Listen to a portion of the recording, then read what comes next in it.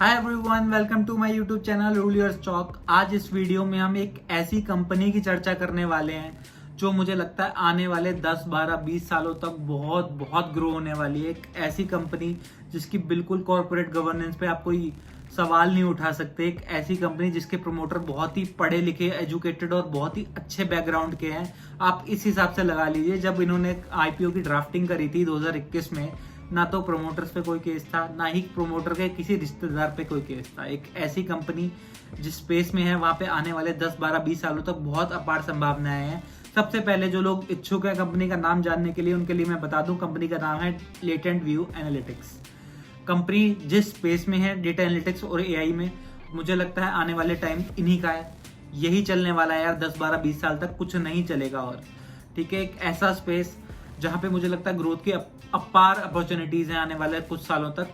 और एक ऐसी कंपनी जिसके फॉर्च्यून 500 में 30 क्लाइंट्स इसके हैं।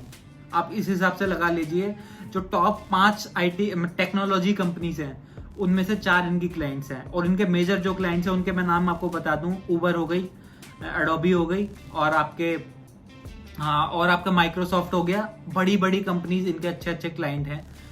इनको आप इस हिसाब से लगाइए, इनको छोटा मोटा धंधा तो चाहिए ही नहीं, इनको सीधा बड़ा धंधे पे सीधा हाथ मारते हैं जहां पे अच्छे मार्जिन होते हैं। आप कंपनी के मार्जिन देखेंगे तो एक टाइम पे 30% तक कंपनी के मार्जिन गए थे, जो कि आपको पता है पिछले 1.5 साल में जो रिसेशनरी एनवायरमेंट है, जो इस क्वार्टर के रिजल्ट आए हैं कंपनी के, जो कि उन्होंने मार्जिन पोस्ट करे हैं, वो करे 19% के, जो कि उनके बैंड जो उन्होंने कंपनी ने दे रखा, जिस बैंड के लिए वो कंफर्टेबल है 25 से 28% में, वो काफी उससे दूर रहे हैं इस बार। और उनका कहना है आने वाले क्वार्टर्स में उनकी परफॉर्मेंस सिर्फ यहाँ से इंप्रूव ही होगी।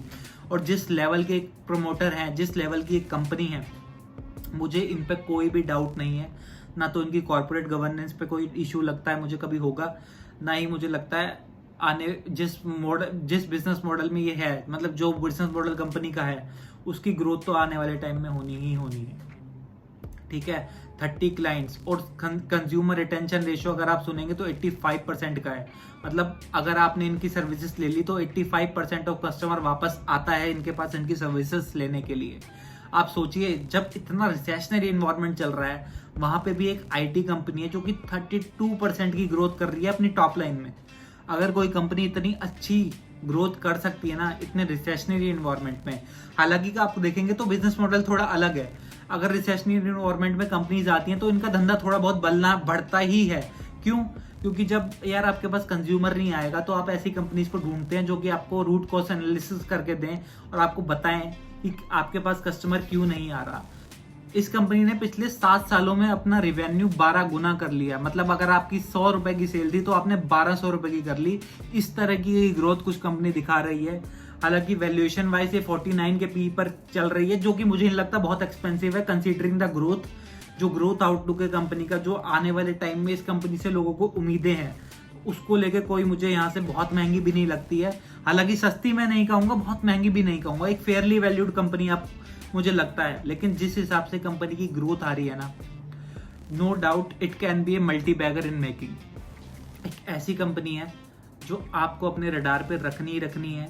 जहां भी आपको डिप मिलता है, आप चाहें तो अभी से एसआईपी इसमें शुरू कर दें, एक छोटी क्वांटिटी आज इसको आप ले लें, और जब जब ये कंपनी में गिरावट होती है आप धीरे धीरे इसको एक्यूमुलेट करें अपने पोर्टफोलियो में, जो कि मुझे लगता है आने वाले 8-10 सालों में ना आपको एक मल्टी बैगर रिटर्न बनाकर दे सकती है। कंपनी का जो मेजर रेवेन्यू आता है वो आता है यूएसए से 95%। लेकिन अब कंपनी अपनी बाकी ज्योग्राफीज में भी धीरे धीरे फैल रही है। हालांकि अभी जो आप उनकी कॉन कॉल सुनते तो उसमें उन्होंने साफ साफ कहा कि आने वाले टाइम में, आने वाले 2 या 3 क्वार्टर के बाद, यूरोप भी उनके रेवेन्यू मिक्स में 10 से 15% का कॉन्ट्रीब्यूशन देगा। यानी कि जो मेजर रेवेन्यू पहले सिर्फ यूएसए से आता था, वो बाकी कंट्रीज से भी धीरे धीरे ये अपना एक्सपेंशन कर रहे हैं और धीरे धीरे कंपनी की ग्रोथ हो रही है। और जिन्होंने जो एम्प्लॉयज हायर करे हैं उनकी वजह से भी इनका थोड़ा मार्जिन इस बार प्रेशर में रहा है, जो कि इनका कहना है आने वाले टाइम में बहुत इंप्रूव होने वाला है।